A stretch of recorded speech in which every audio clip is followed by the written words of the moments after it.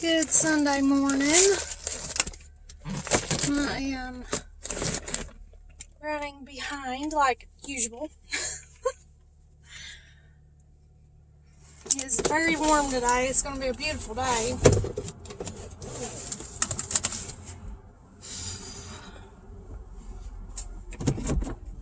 Let's see if we can get this show on the road. I have a couple of thoughts today. I'm going to try to get out before I have to go in.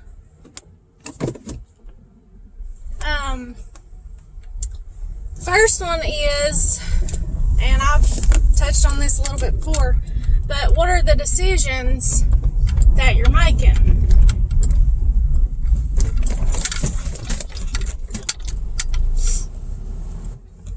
And I've done a little bit of research this morning about this.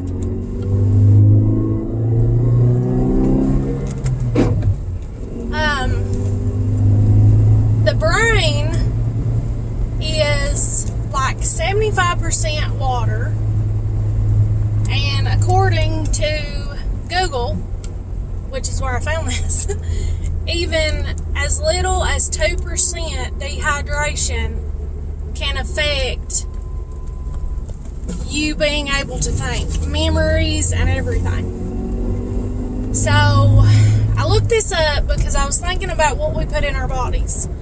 And I know you've heard people say, or maybe you haven't, you may not say things like I do to people, but I have a friend that she'll talk about, she ate this or she ate that, and I'm like, oh my goodness, you know what's in that? And she's like, nope, don't want to know.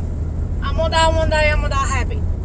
Well, the thing about that is if you're eating junk, you're not happy because you feel awful. So, what decisions are we making? Stuff that we're putting in our body. And something I've really been thinking about is I want to drink more water, and I know that's what I need to do.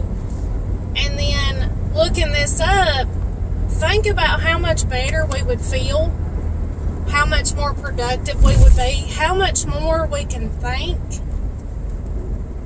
if we was giving our bodies, our brain, what it needs to function properly, to function to the best of our ability. And in this little bit of research I was doing about this, I found the recorded largest brain that they have found or whatever supposedly was in a Russian writer named Ivan Tungenev. I posted it. I'll have to look it up. But his brain was supposedly almost 5 pounds. Like it was like 4.43 pounds or something. And the average brain is like 3 pounds. But if we're not giving our brain what it needs, and it's said that our brain needs minerals, it needs B vitamins, and if you're eating junk, like if you're eating this stuff that's not even food, you're not getting that. You're not getting what you need at all. And it's so important for us to put in our bodies what it needs.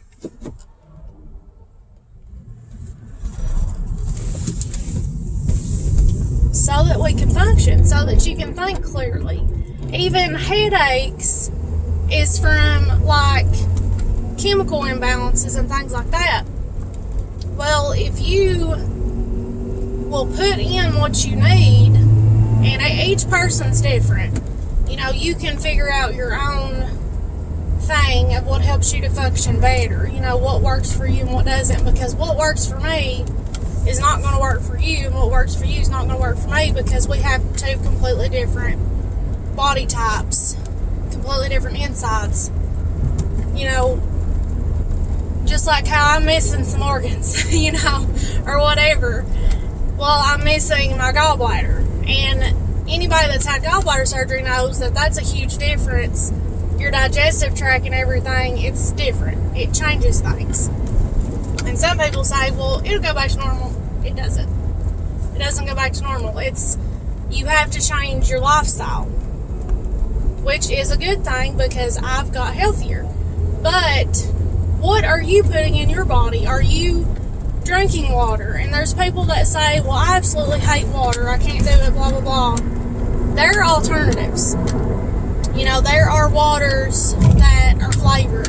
And you need to look into what you're drinking because there are things like the little pouches. There are certain ones that will destroy your kidneys. Okay, you need to look into this. Look up what you're putting in your body. Make sure that it's actually healthy. Just because it says it's healthy doesn't mean that it is, and it doesn't mean that it's going to help your body. So keep that in mind. That is what we're putting in our body. Okay? What is coming from our body? What is coming from our brain, like our thoughts? You truly think things into existence.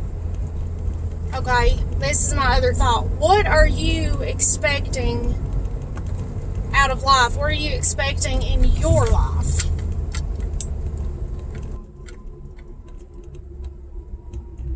Are you worrying about things you can't control? Are you focusing on things that don't matter? I mean, what are you doing with your thoughts? And your train of thought determines your mood. It determines your life. If you are thinking and worrying about things that are negative, and if you're worrying, then it's negative, you are bringing forth those emotions. So,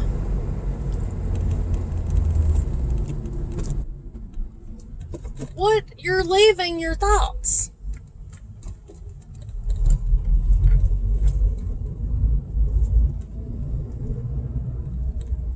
You are living your thoughts. So if you have a bunch of negative thoughts, that explains why you are having a negative life. You're not happy. You're sad because you're thinking about things that are sad.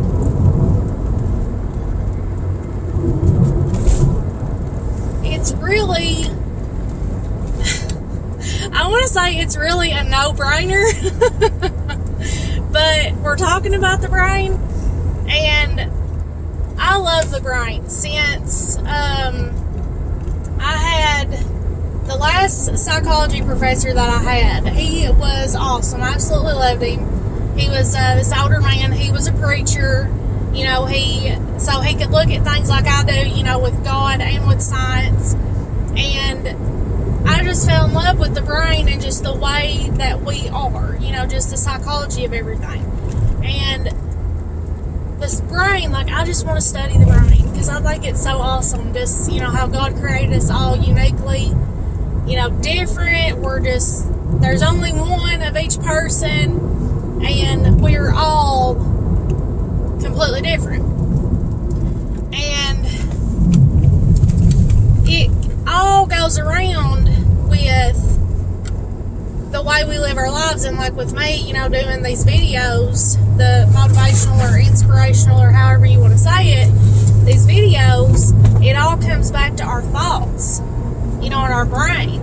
And you can help people. You can talk to people about it. You can explain about the brain. You can explain about how your thoughts are, your life. That's the life you'll be living. You need to be positive and all this stuff. You can give people proof, but you have to want it. You have to want a different life, and you have to actually do different. There are people that you can try to help and try to help and try to help until you're blue in the face and explain everything, and they'll be like, oh, that's great, that's good, but they don't want to do it. They don't want to change their life. They can be completely miserable, but they're not willing to do anything about it. And a lot of times it's fear. Okay, so I don't want fear to stop you. I hope that you are not living your life in fear. And if you are, I hope that somehow maybe this video gets through to you and you can stop living your life in fear and you can go and live your dreams. You have one life to live. Stop spending it miserably. If you're working at a job that you absolutely hate, take the steps, do something different, go somewhere else. And people say, well, they hate their job, but they love the money. How important is that money to you? Is it worth your happiness? Is it worth your family? It's not. And you can go and make way more money doing what you're meant to do. That's the thing. If you step into your destiny, you step into who God created you to be, you're going to be great at it because you're going to put your heart into it and you're going to make way more money and you're going to be happy. That's the thing. We don't trust God. We don't step out on faith and do what we know in our heart we should do, and it's in your heart. Don't be listening to nobody else. God put it in your heart of who you're supposed to be, what you're supposed to be doing. And that, when you step into that and you accept that and you step past that fear and that doubt, you step into who you're supposed to be, you step into your full potential, and you will succeed. That doesn't mean you won't have bumps in the road and that it's scary, but you have to learn how to get past those moments. You truly have to self-motivate yourself and coach yourself. And it is a struggle, but you can do it. I hope that that's an encouragement to you. I really do. I hope that gets you thinking.